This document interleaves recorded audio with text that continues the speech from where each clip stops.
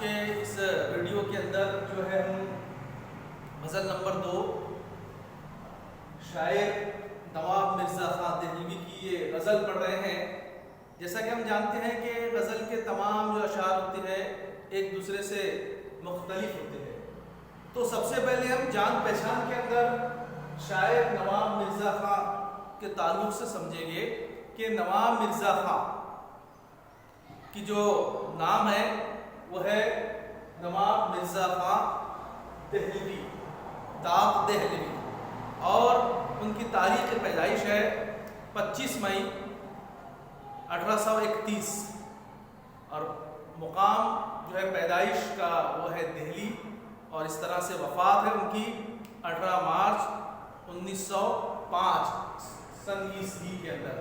تو اس طرح سے غزل کے جو شعر ہے ہم دیکھیں گے کہ شاعر کہہ رہا ہے کہ میرا جدا مزاج ہے ان کا جدا مزاج، پھر کس طرح سے ایک وہ اچھا برا مزاج۔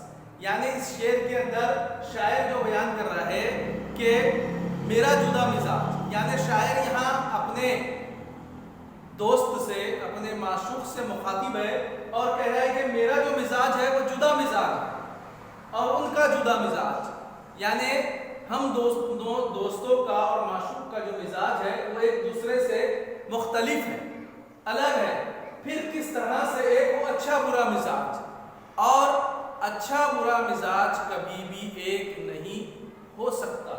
یعنی شاعر اپنے دوست، اپنے معشوق کے مزاج کی بات کو اس میں پیش کر رہا ہے کہ ہم دونوں کا مزاج ایک ساتھ نہیں مل پاتا ہے، اور اسی طرح سے ہم دونوں کے مزاج میں فرق ہے، تضاد ہے۔ یعنی اس شعر کے اندر شاعر نے اپنے دوست کے مزاج کے تضاد کو بیان کرنے کی کوشش کی ہے کہ ہمارا اور ہمارے دوست کا مزاج کبھی بھی میل نہیں کھا سکتا، اور اسی طرح سے جو ہے تضاد کو بیان کیا گیا ہے۔ اب دوسرا جو شعر غزل کا وہ اس طرح سے ہے کہ دیکھا نہ اس قدر کسی معشوق کا غرور، اللہ کیا دماغ ہے، اللہ کیا مزاج۔ یعنی شاعر اس شعر کے اندر اپنے دوست، اپنے معشوق کے غرور اور تکبر کو ظاہر کر رہا ہے کہ شاعر یہ کہہ رہا ہے کہ میرے معشوق، میرے دوست کا جو غرور تکبر ہے، جیسا کہ ہم مثال دیتے ہیں کہ اتنا غرور اچھا نہیں، اور غرور اور تکبر انسان نے کبھی بھی نہیں کرنا چاہیے۔ یعنی شاعر اپنے معشوق، اپنے دوست کے غرور اور تکبر کو ظاہر کر رہا ہے، اور اس طرح سے جو ہے شاعر یہ بات بیان کر رہا ہے کہ اے اللہ کیا دماغ ہے، اے اللہ کیا دماغ ہے، اے اللہ کیا مزاج ہے۔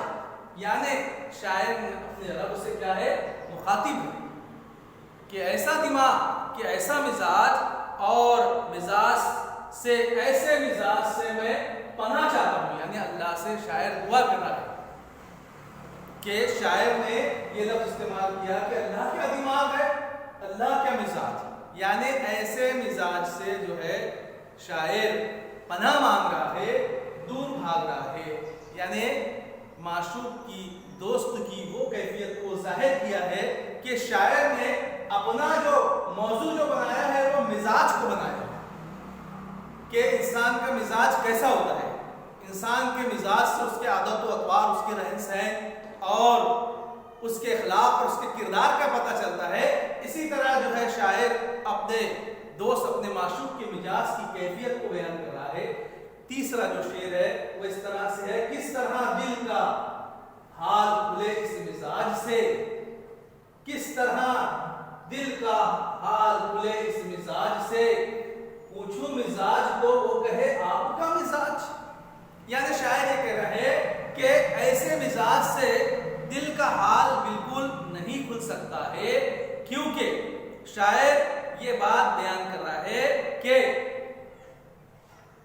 کس طرح دل کا حال کھلے اس مزاج سے، یعنی ایسے تلخ مزاج سے اور ایسی تلخ کلامی سے، ایسے مزاج سے کسی کے دل کا حال نہیں کھلتا ہے۔ پوچھو مزاج تو وہ کہے آپ کا مزاج، میں ان کے مزاج کے بارے میں پوچھوں کہ آپ کا مزاج کیسا ہے، تو شاعر الٹا ہم پر البتہ بلیم کر رہا ہے، یہ کہہ رہا ہے کہ آپ کا مزاج کیا ہے، इस तरह से मौजूद जो है वो शायर ने अपने माशूक और दोस्त के मिजाज को बनाया है कि आपका मिजाज, मेरा मिजाज क्या पूछ रहे हो, आप अपना मिजाज बताइए। यानी इस तरह से तल्ख कलामी के शिकवे को जो है शायर जाहिर कर रहा है अपने माशूक, अपने दोस्त के लिए। चौथा जो शेर है, तुम क्या किसी के दिल में भला घर बनाओगे, तुम क्या किसी के दिल में भला क्या घर बनाओगे, बनता नहीं बनाने से बिगड़ा हुआ मिजाज। यानी शायर अब ये कह रहा है कि तुम्हारी तल्ख कलामी, तुम्हारा तल्ख लहजा किसी के दिल में भला कभी भी घर नहीं बना सकता है, मोहब्बत प्यार इखलास नहीं पैदा कर सकता है, बनता नहीं बनाने से बिगड़ा हुआ मिजाज। इसी तरह से तल्ख कलामी अगर रही, इसी तरह से अगर बिगड़ा हुआ मिजाज रहा तो कभी भी आपका अच्छा मिजाज नहीं बन सकता, आपके अंदर वो अखलाकियत नहीं आ सकती, मोहब्बत और जो है शफकत नहीं आ सकती। इसलिए उखड़े हुए और बिगड़े हुए मिजाज को जो है आपके बनाना है, उसको सही करना है। इस तरह से शायर जो है अपने दोस्त पर तर्ज कर रहा है कि बनता नहीं बनाने से बिगड़ा हुआ मिजाज, बनाने से नहीं बनता है, बल्कि आपको अपना किरदार, अखलाक और आपकी अच्छी आदत व अतवार, मोहब्बत, प्यार पेश करना है, जब भी आपका बिगड़ा हुआ मिजाज सही बनेगा। इस तरह से जो है चौथे शेर में शायर ने ये बात बयान की है।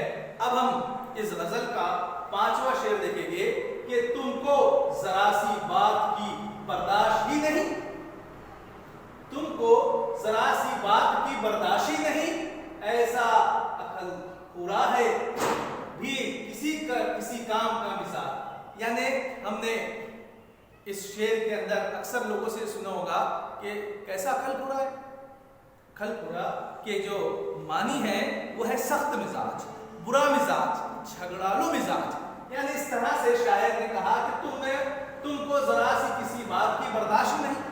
यानी शायर इस शेर में शिकवा कर रहा है अपने दोस्त, अपने माशूक से कि तुम तो ऐसे हो कि तुमको जरा सी बात की क्या होती है, बर्दाश्त ही नहीं, बर्दाश्त का मादा ही नहीं, और ऐसा अकल पूरा है किसी का बदमिजाज। यानी अकल पूरे के बारे में ये कहा गया कि ऐसा बुरा मिजाज, ऐसा झगड़ालू मिजाज कि जो बात बात पर चिढ़ जाए, बात बात पर गुस्सा आ जाए, और ऐसे मिजाज जो है किसी काम का नहीं, ये मिजाज वाला किसी का दोस्त नहीं बन सकता, इस तरह के मिजाज वाला किसी से मेल मिलाप नहीं रख सकता।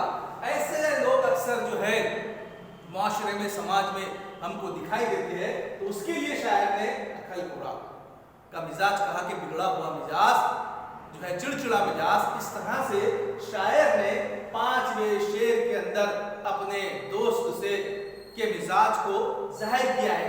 अलग अलग बातों में, अलग अलग जो है अल्फाजों में, अलग अलग अशारों में शायर अपने दोस्त, अपने महबूब, अपने माशूक के जो है मिजाज की कैफियत को बयान कर रहा है।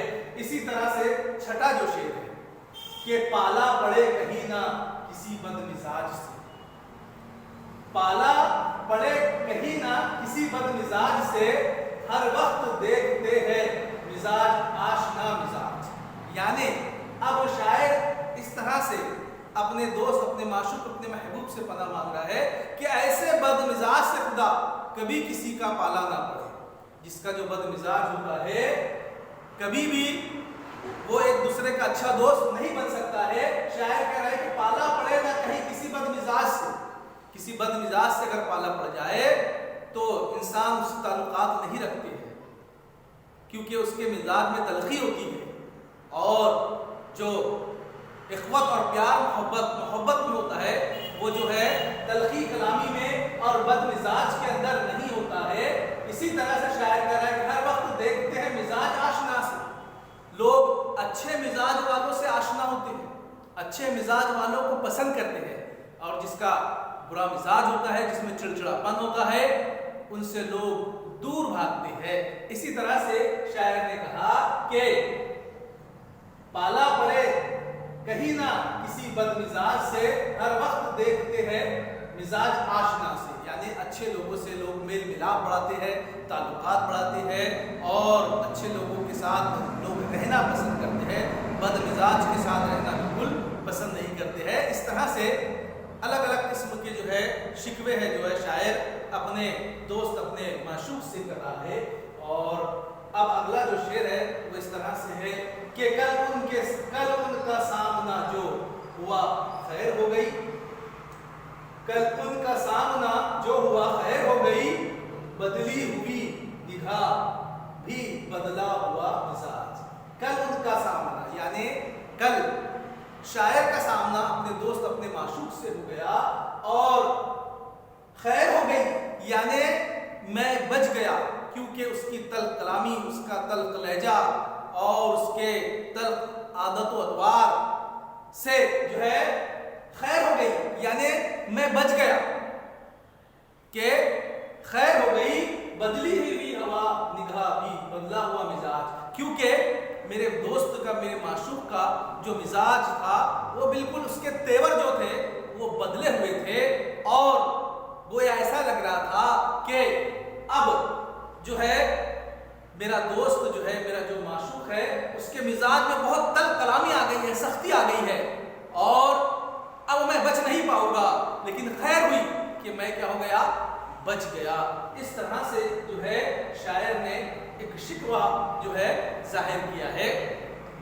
اب اس غزل کا جو آخری جو مقطع کا شعر ہے, مقطع اسے کہتے ہیں کہ شاعر جس کے اندر جو ہے اپنا تخلص استعمال کرتا ہے اور اس طرح سے آخری شعر میں جو شاعر کہہ رہا ہے کہ سچ ہے خدا کی دین میں کیا دخل ہو سکے. سچ ہے خدا کی دین میں کیا دخل ہو سکے. ایک داغ کا مزاج ہے ایک آگ کا مزاج. یعنی شاعر یہ کہہ رہا ہے کہ بالکل سچ بات ہے کہ کہہ رہا ہے کہ سچ ہے خدا کی دین یعنی اچھے برے مزاج. یعنی شاعر اب یہ کہہ رہا ہے کہ اس میں میرے محبوب کا میرے دوست کا کوئی قصور نہیں ہے. اچھے برے مزاج میں جو ہے یہ کس کی دین ہے, خدا کی دین ہے. کہ اب انسان نے جس کو جیسا بنایا کہ کس کے مزاج میں طلب کلامی ہوتی ہے, کس کا مزاج بہت جو ہے سنجیدہ ہوتا ہے, بہت خوش مزاج ہوتا ہے. تو شاعر یہ کہہ رہا ہے کہ خدا کی دین ہے. یعنی شاعر نے آخری شعر میں یہ کہہ دیا کہ یہ جو ہے یعنی کائنات کا پتہ بھی جو ہے اللہ کی مرضی کے بغیر ہل نہیں سکتا. اسی طرح سے انسان کی سوچنے سمجھنے کی صلاحیت جو ہے توفیق اور عطا کے دینے والی ذات کس کی ہے, اللہ کی ہے. تو سچ ہے خدا کی دین میں کیا دخل ہو سکتا, ہم اس میں دخل نہیں دے سکتے. اس میں یعنی شاعر یہ کہہ رہے ہیں کہ ہمارے محبوب کا قصور نہیں ہے. اس کا مزاج اللہ تعالیٰ نے اس طرح سے بنایا تو اس طرح سے اس کے اندر طلب کلامی ہے. ایک داغ کا مزاج ہے ایک آگ کا مزاج. یعنی ایک شاعر کہہ رہے ہیں کہ ایک داغ یعنی ایک شاعر کا مزاج ہے اور ایک شاعر کے دوست اور جو ہے معشوق اور محبوب کا جو مزاج ہے کہ کبھی ایک دوسرے سے میل نہیں کھاتا, کبھی ایک دوسرے کے ساتھ ملاپ نہیں کرتا. اس طرح سے جو ہے کبھی ایک دوسرے سے اخوت اور پیار محبت کی بات نہیں کرتا. جیسا کہ ہم جانتے ہیں کہ اللہ تعالیٰ نے ہمیں بنایا ہے اور اس طرح سے ایک ماں کی بطن سے پیدا ہونے والے دو جڑواں بچے بھی ہوتے ہیں تو ان کے بھی مزاج میں, ان کے بھی عادت اطوار میں, ان کے بھی سوچ میں کیا ہوتا ہے, فرق ہوتا ہے.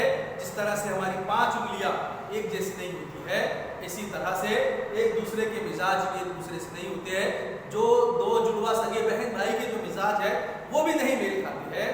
اس طرح سے اللہ تعالیٰ نے ہر دوسرے کے ایک دوسرے کے مزاج کو مختلف بنایا ہے. اور شاعر نے اس غزل کے اندر جو موضوع بنایا ہے وہ اپنا موضوع جو ہے مزاج ہر جو ہے شاعر نے اپنے لاسٹ آخری مصرے میں مزاج کے موضوع کو استعمال کیا ہے. اور شاعر نے جو ہے اپنے دوست اپنے معشوق کے مزاج کو ظاہر کرنے کی کوشش کی ہے. اس طرح سے ہم نے آج دوسری غزل کو سمجھا ہے. اور جو ہے اس کے بعد جو اب جب ہمارا جو سنیچر کے دن جب ہمارا سوالات جوابات کا ریڈ رہے گا تو اس کے اندر جو ہے ہم جو ہے اس غزل کی کوشچن آنسر آپ کو بتائیں گے اور اگلے ویڈیو میں ہم تیسری غزل سمجھیں گے.